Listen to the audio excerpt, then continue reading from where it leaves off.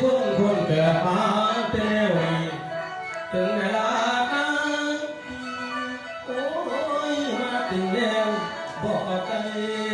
อยู่โอ้ยแม่ผมเอ๋ยโน้มีคุณผมมีหมู่มันถึงเจ้าหน้าหัวแล้วโอ้ยมัวโอ้ส่งสาการต่อยาย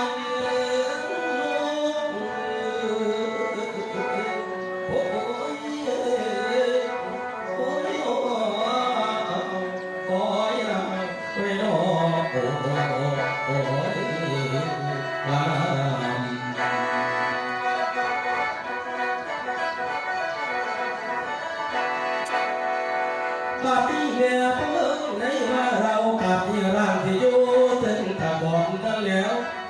เอิ้นว่าความพี่ตายหลอกเป็นพระหลอกสาวของคนเราอยู่ในพื้นก็มีพื้นในดอกทานโอ้ยเรียกว่าไปบอกกาเพียงว่าบอกขึ้นมามีแม่ไงแล้วไก่บอกพ้นที่ยังอยู่ในดินแม่ผมหลอกเป็นบ้านสลายล่างเพียงยังหนีไก่ปากมันถึงเจ้า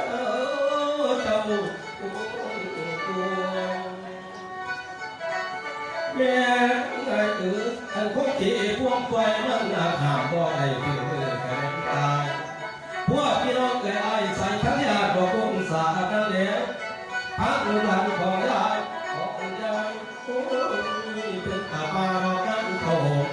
มีหลายคนก็รวมสงสารการต่อคุณ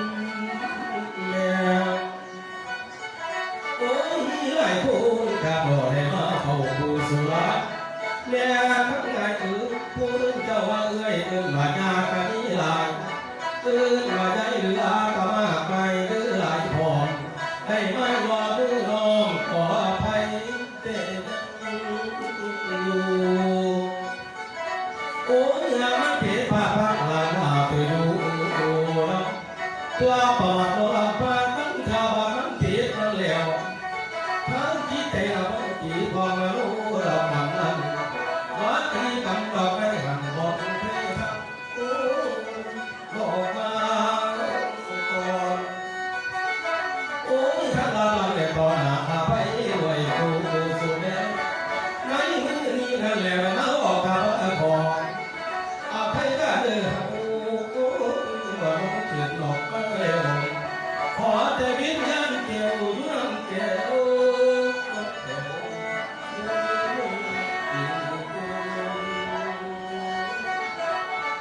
โอ้ยแม่ข้างในฉันอยู่เดินเย็นเข้าหอวันมา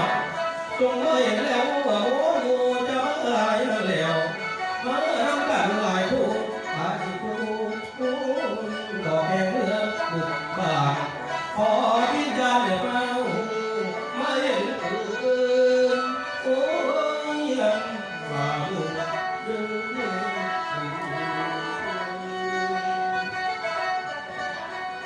โอ้ยแม่ข้างในผู้อยู่ของบ้านก็ใช้กัน